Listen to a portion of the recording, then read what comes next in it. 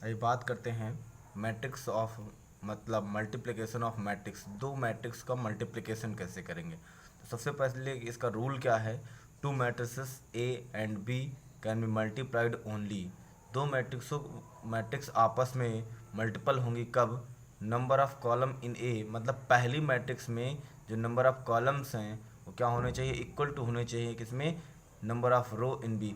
पहली मैट्रिक्स में कॉलम की संख्या दूसरी मैट्रिक्स में रो की संख्या के बराबर होना चाहिए, तब दो मैट्रिक्स आपस में प्रोडक्ट हो पाएंगे, मतलब मल्टीपल हो जाएंगी। देखिए जैसे ए इक्वल्स टू लिया हमने ए आई के एम क्रॉस पी। पहली मैट्रिक्स का ऑर्डर क्या है, एम क्रॉस पी है, जिसमें ये क्या है, एम क्या है, नंबर ऑफ रो है, पी क्या है, नंबर ऑफ कॉलम्स है। दूसरी मैट्रिक्स में देखिए बी में, बी के जे में पी क्रॉस एन, मतलब नंबर ऑफ रो कितने हैं, पी हैं, और नंबर ऑफ कॉलम्स कितने हैं, एन है। तो यहाँ पर नंबर ऑफ कॉलम्स इस मैट्रिक्स के नंबर ऑफ रो से क्या होने चाहिए, इक्वल होने चाहिए। और जो रिजल्ट मिलेगा, मतलब जो ए बी होगा, उसकी ऑर्डर क्या होगी, एम क्रॉस एन, जो शेष होंगे। ठीक है, order of A B equal to क्या होगा, एम क्रॉस एन होगा। अब ए हमारे पास मैट्रिक्स दी गई है 2 1 5 6 1 3 3 1 4 3 क्रॉस 3 की है। बी क्या है, 6 1 3 2 1 5 3 1 4 3 क्रॉस 3। यहाँ पर कॉलम की संख्या कितनी है, 3, यहाँ पर रो की संख्या कितनी है, 3, दोनों आपस में बराबर है, इसलिए ए बी क्या होगा, पॉसिबल होगा। अगर ये बराबर ना होते तो ए बी पॉसिबल ना होता। एक क्वेश्चन देखिए यहाँ पर, इसमें हमें ए इंटू बी फाइंड आउट करना है। ए इज इक्वल टू दिया है 2 5 1 3, 2 क्रॉस 2 की है। बी इक्वल टू दिया है 1 -1 -3 2, ये भी 2 क्रॉस 2 की है। तो यहाँ पर कॉलम की संख्या यहाँ रो की संख्या के क्या है, बराबर है, इसलिए ए बी क्या होगा, पॉसिबल होगा। तो पहले ए लिख दिया, फिर बी लिख दिया। ठीक है, अब दोनों को प्रोडक्ट कराएंगे। तो यहाँ पर पहले रो का प्रोडक्ट पहले कॉलम में कराएंगे, पहले रो का प्रोडक्ट पहले कॉलम में कराएंगे। देखिए 2 1 मतलब इस एलिमेंट को इसके साथ मल्टीप्लाई कराएंगे, इस 5 का एलिमेंट 3 के साथ कराएंगे। तो 2 × 1, फिर 5 × 3 यानी 5 × -3। अब इसी रो का मतलब 2 5 यानी फर्स्ट रो का मल्टीप्लिकेशन दूसरे कॉलम में कराएंगे। तो 2 × -1 5 × 2। अब यहाँ पर क्या करेंगे, सेकेंड कॉलम मतलब सेकेंड रो उठाएंगे, 1 3। तो 1 का मल्टीप्लिकेशन 1 से होगा, 3 का मल्टीप्लिकेशन -3 से होगा। तो 1 × 1 प्लस 3 × -3, फिर 1 से मल्टीप्लाई होगा -1 में, 3 का मल्टीप्लाई होगा किसमें, 2 से। तो रो कॉलम मतलब रो कॉलम मल्टीप्लिकेशन होगा। ठीक है, तो ए बी इक्वल टू आ जाएगा 13 -13 -8 5 8 और 5, ये वैल्यू हो गई ए बी की। किसकी वैल्यू हो गई ये, ए बी की। अब आपको बी ए फाइंड आउट करना है। क्या फाइंड आउट करना है, बी ए। देखिए क्वेश्चन दिया गया है, इफ़ 4 1 3 और मल्टीपल में एक्स है। ठीक है, तो ये 4 1 3 जो मैट्रिक्स है 3 × 1 की, इस मैट्रिक्स का नाम कॉलम मैट्रिक्स है। ठीक है, इक्वल टू दिस, फाइंड कह रहा है, फाइंड एक्स। अगर ये मैट्रिक्स इस एक्स से प्रोडक्ट में है तो एक्स इसका ऑर्डर, मतलब इसमें जो नंबर ऑफ रो हैं, सॉरी जो नंबर ऑफ कॉलम्स होंगे किसमें, 4 1 3 में, वो एक्स के नंबर ऑफ रो के इक्वल होंगे। तो यहाँ पर कॉलम की संख्या कितनी है, 1 है। तो यहाँ पर इसमें कॉलम, इसमें रो कितने होने चाहिए, 1 होना चाहिए। मतलब ये कॉलम मैट्रिक्स है तो ये रो मैट्रिक्स होनी चाहिए। ये मैट्रिक्स हमने लेट कर ली, X equal to A B C. तो यहाँ पर देखिए 4 1 3 ए बी सी। अब इन दोनों का हम कराएंगे प्रोडक्ट, पहले रो को पहले कॉलम में, तो 4 × ए 4 ए, पहले रो को दूसरे कॉलम में 4 बी, पहले रो को तीसरे कॉलम में 4 सी।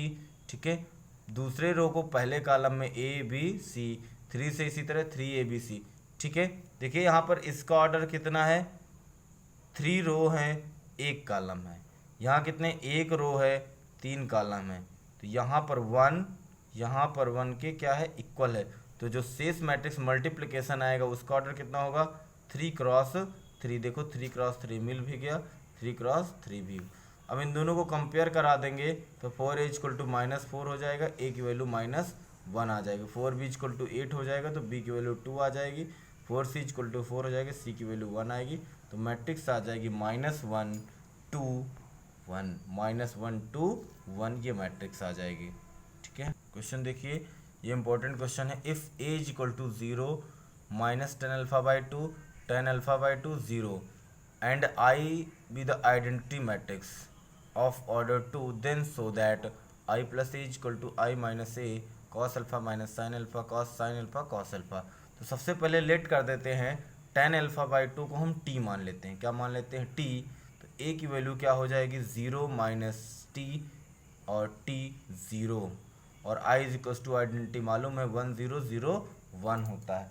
तो एक फार्मूला हम लोगों ने 10th और 12th में पढ़ रखा है, 11th में cos alpha is equal to 1 minus ten square alpha upon 2 plus 1 plus ten square alpha by 2। Inverse function में भी पढ़ रखा है, मिलेगा।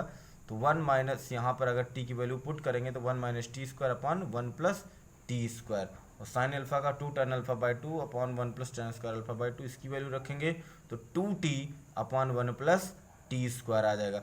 फिर हम क्या करते हैं? i प्लस ए निकाल लेते हैं। क्या निकालते हैं? i प्लस ए। तो i की वैल्यू और a की वैल्यू रख करके दोनों क्या करते हैं? ऐड। तो 1 माइनस टी 1 आ जाएगा।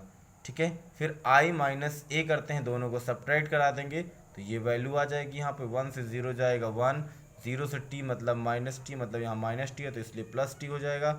0 1 मतलब ये सब्ट्रैक्ट होने के बाद ये वैल्यू आ गई। अब हमने हमारे पास मैट्रिक्स दिखे cos alpha minus sine alpha cos alpha, इसमें सबकी वैल्यू रख दो, क्योंकि यहाँ पर देखिए कॉस अल्फा साइन अल्फा की वैल्यू हमने निकाली है तो सारी वैल्यू यहाँ पर पुट कर देंगे। जब ये वैल्यू यहाँ पर पुट कर दी हैं तब आगे क्या होने वाला है? देखो यहाँ पर जब वैल्यू पुट कर देंगे तो आई यहाँ लेते हैं LHS ले लिया हमने यहाँ से i माइनस ए, फिर क्या लिया ब्रैकेट मैट्रिक्स में cos alpha minus sine alpha cos alpha, इन सब की वैल्यू यहाँ पुट कर दी। तो ये i माइनस ए की वैल्यू है और ये साइन अल्फा कॉस अल्फा की वैल्यू। अब इन दोनों को कराएंगे प्रोडक्ट आपस में। क्या कराएंगे? प्रोडक्ट। क्या प्रोडक्ट दोनों का पॉसिबल है? ये 2 क्रॉस 3 है, ये कितनी है? ये भी 2 क्रॉस 2 है, तो पॉसिबल है। तो 1 से मल्टीप्लाई करा मतलब रो कॉलम कराएंगे, फिर रो, फिर कॉलम कराएंगे, फिर रो कॉलम मैट्रिक्स का प्रोडक्ट कराएंगे। तो जब प्रोडक्ट कराने के बाद इसकी वैल्यू आती है 1 minus T 1 equal to I plus A हो जाएगा। ये किसकी वैल्यू आती है? आई प्लस ए की, जो हम पीछे फाइंड आउट कर लिया है हमने। तो LHS बराबर हो जाएगा RHS। Transpose of matrix. Transpose of matrix क्या है? ट्रांसपोज मैट्रिक्स का मतलब है ऐसे मैट्रिक्स में रो को कॉलम में कन्वर्ट कर देना और कॉलम को रो में कन्वर्ट कर देना। Let A be a given matrix then the transpose of A is denoted by A dash. इसको कहाँ से डिनोट करते? ए डैश से। Is matrix obtained by interchanging row and columns. मतलब गिवन मैट्रिक्स में रो और कॉलम को आपस में इंटरचेंज कर दिया जाए तो जो मैट्रिक्स प्राप्त होगी वो क्या होगी? ट्रांसपोज ऑफ मैट्रिक्स प्राप्त होगी। ठीक है, देखिए यहाँ पर जैसे पहले मैट्रिक्स है 1 2 3 6 1 4 2 क्रॉस 3 की है, तो ए डैश इसको बोलेंगे हम लोग ट्रांसपोज। तो पहले रो को हमने पहला कॉलम बना दिया, 1 2 3 को 1 2 3, 6 1 4 को 6 1 4 बना दिया। सिमेट्रिक मैट्रिक्स क्या होगी? किसी मैट्रिक्स का ट्रांसपोज उसी मैट्रिक्स के इक्वल हो जाए। किसी मैट्रिक्स का ट्रांसपोज उसी मैट्रिक्स के इक्वल हो जाए, मतलब ए डैश इज इक्वल टू ए हो जाए, तो इस ए को क्या कहेंगे? सिमेट्रिक मैट्रिक्स कहेंगे। देखिए जैसे यहाँ पर ये ए है, इसके अगर हम रो कॉलम को आपस में इंटरचेंज करें तो कोई फ़र्क नहीं पड़ेगा। देखिए 1 2 3 1 3 5, ठीक है, पहला कॉलम बन जाएगा, 3 2 0 दूसरा कॉलम बन जाएगा, 5 0 -1 दूसरा कॉलम बन जाएगा। तो ये क्या हो जाएगी? सिमेट्रिक मैट्रिक्स हो जाएगी। स्क्यू सिमेट्रिक मैट्रिक्स देखिए, स्क्यू सिमेट्रिक मैट्रिक्स क्या है? अगर किसी मैट्रिक्स का ट्रांसपोज उसी मैट्रिक्स के निगेटिव साइन के इक्वल हो जाए, A dash is equal to क्या हो जाए? माइनस ए हो जाए, A dash is equal to minus A हो जाए, तो ऐसी मैट्रिक्स को हम लोग स्क्यू सिमेट्रिक मैट्रिक्स कहते हैं। एग्जाम्पल यहाँ पर लिखा हुआ है 0 2 -2 1, पहले ए डैश कर लेंगे, क्या हो जाएगा? ए डैश पहला रो जो है पहला कॉलम बन जाएगा, तो 0 2 -2 0 माइनस कॉमन लेकर के बाहर कर देंगे। तो ये हो गई स्क्यू सिमेट्रिक मैट्रिक्स। देखिए अगला टाइप है मैट्रिक्स का ऑर्थोगोनल मैट्रिक्स। क्या? Orthogonal matrix. अगर किसी मैट्रिक्स को उसी मैट्रिक्स के ट्रांसपोज से मल्टीप्लाई कराया जाए तो जो रिजल्ट प्राप्त हो वो आइडेंटिटी हो जाए। क्या हो जाए? रिजल्ट आइडेंटिटी हो जाए। तो ऐसी मैट्रिक्स को ऑर्थोगोनल का मतलब किसी मैट्रिक्स के ट्रांसपोज को उसी मैट्रिक्स से अगर हम प्रोडक्ट करा दें तो आइडेंटिटी अगर रिजल्ट आ जाता है तो क्या मैट्रिक्स होगी? मैट्रिक्स ए क्या होगी? वो होगी ऑर्थोगोनल। देखिए बहुत इंपॉर्टेंट थ्योरम है। Every square matrix is expressible as the sum of symmetric and skew symmetric matrix. कहा जा रहा है कि एवरी स्क्वायर मैट्रिक्स मतलब सभी स्क्वायर मैट्रिक्स को एक्सप्रेस्ड किया जा सकता है किसके? Sum of symmetric matrix and skew symmetric matrix में के रूप में। तो हमने सबसे पहले क्या लेट कर लिया? Let A be a square matrix. A क्या है? स्क्वायर मैट्रिक्स है। Then A is equals to 1/2 A plus A dash लिख सकते हैं plus 1/2 A minus A dash, क्योंकि जब एलसीएम लेके 1/2 कॉमन करेंगे तो ए डैश से ए डैश कट जाएगा, ए प्लस ए कितना आएगा? 2a और ए 2 कट जाएगा, इक्वल आ जाएगा।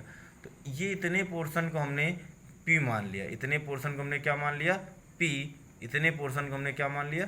q। तो ये क्या हो गया? p प्लस q हो गया। इक्वेशन नंबर 1 मान लिया इसको। ठीक है, अब हम p ले लेते हैं। नाउ p डैश इसका हमने कॉम्प्लीमेंट कर दिया। क्या कर दिया? इसका ट्रांसपोज। तो जब होल ट्रांसपोज किया तो 1/2 कांस्टेंट है। क्यों? क्योंकि उसमें ना तो रो है ना तो कॉलम।